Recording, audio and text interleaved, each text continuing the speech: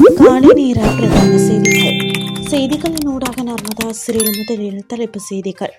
மத்திய கிழக்கு போர், இலங்கையில் ஏற்பட போகும் உணவு நெருக்கடி, உயர்தரத்தில் 3A பெற்ற யாழ் இந்து கல்லூரி மாணவன் திடீர் மரணம், அமெரிக்கா இஸ்ரேலுக்கு பெரும் அதிர்ச்சி காத்திருக்கிறது, எச்சரிக்கும் ஈரான்.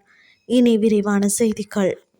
மத்திய கிழக்கில் தொடரும் போர் தொடர்பான பல்வேறு உலகளாவிய பிரச்சினைகள், குறிப்பாக கப்பல் போக்குவரத்தை தடை செய்யும் கோர்முஸ் நீர்வழி பாதை மூடப்பட்டிருப்பது போன்ற காரணங்களால் இலங்கையில் உணவு நெருக்கடி ஏற்படும் அபாயம் இருப்பதாக பொருளாதார ஆய்வாளர்கள் கணிக்கின்றனர். இந்த சூழலில் நாட்டில் அனைத்து வகையான உணவுப் பொருட்களின் விலைகளும் சுமார் 15% அதிகரிக்கக்கூடும் என்றும் அவர்கள் சுட்டிக்காட்டுகின்றனர்.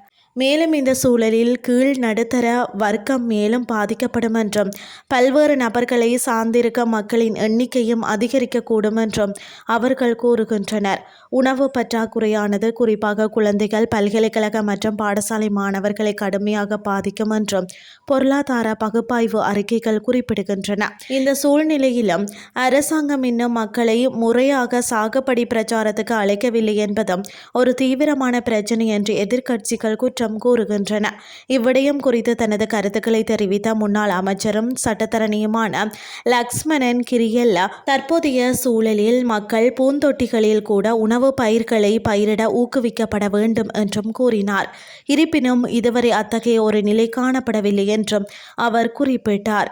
அண்மையில் வெளியான காப்போத உயர்தர பரீட்சையில் சிறந்த பெறுபேற்றை பெற்ற யாழ்ப்பாண இந்து கல்லூரி மாணவர் ஒருவர் உடல்நல குறைவு காரணமாக உயிரிழந்துள்ளார். யாழ்ப்பாணம் இனிவிலை சேர்ந்த 19 வயதான லவன் அக்சேன் என்பவரே நேற்று காலை இவ்வாறு உயிரிழந்துள்ளார். திடீர் உடல்நல குறைவு, காய்ச்சல், வாந்தி காரணமாக நேற்று அதிகாலையால் போதனா வைத்தியசாலையில் அனுமதிக்கப்பட்டிருந்த நிலையில் சிகிச்சை பலனின்றி உயிரிழந்ததாக தெரிவிக்கப்படுகின்றது. 2025 ஆண்டுக்கான கல்வி பொது தராதர உயர்தர பரீட்சையில் யாழ்ப்பாணம் இந்து கல்லூரியில் இருந்து தோற்றி கணித பிரிவில் 3A சித்திகள் பெற்று யாழ் மாவட்ட ரீதியில் 24வது இடம் பிடித்து சாதித்திருந்தார். சிறந்த பொறியியலாளராக வர வேண்டும் என காத்திருந்த இந்த மாணவனின் திடீர் மரணம் அப்பகுதியில் பெரும் சோகத்தை ஏற்படுத்தியுள்ளமை குறிப்பிடத்தக்கது. இனி வெளிநாட்டு செய்திகள். அமெரிக்கா மற்றும் இஸ்ரேலுக்கு ஒரு பெரிய அதிர்ச்சி காத்திருப்பதாக ஈரானிய பாதுகாப்பு தரப்பு எச்சரித்துள்ளதாக சர்வதேச ஊடகம் தெரிவித்துள்ளது.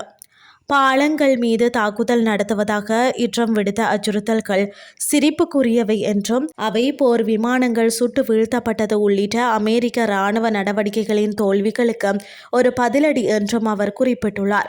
இதேவேளை 48 மணி நேரத்திற்குள் ஈரான் ஒரு அமைதி ஒப்பந்தத்தை எட்டாவிட்டால் அதன் மீது கடுமையான நடவடிக்கைகள் எடுக்கப்படும் என்றும் அமெரிக்க ஜனாதிபதி டொனால்ட் ட்ரம்ப் எச்சரித்துள்ளார். ஒரு உடன்பாடு எட்ட அல்லது கோர்முஸ் ஜலசந்தியை திறக்க 2 நாட்கள் அவகாசம் உள்ளதாக குறிப்பிட்டுள்ளார். அத்துடன் ஈரானில் F-15 ரக போர் விமானம் விபத்துக்குள்ளானதை தொடர்ந்து அந்நாட்டின் வான்பரப்பில் விமானத்தில் இருந்து வெளியேறியதாக நம்பப்படும் அமெரிக்க விமானியை தேடும் பணி குறித்து அவர் கருத்து வெளியிடவில்லை என்பதும் குறிப்பிடத்தக்கது. இத்துடன் செய்திகள் யாவும் நிறைவடைகின்றது. அடுத்த இரவு 8:30 எதிர்பாருங்கள். நன்றி.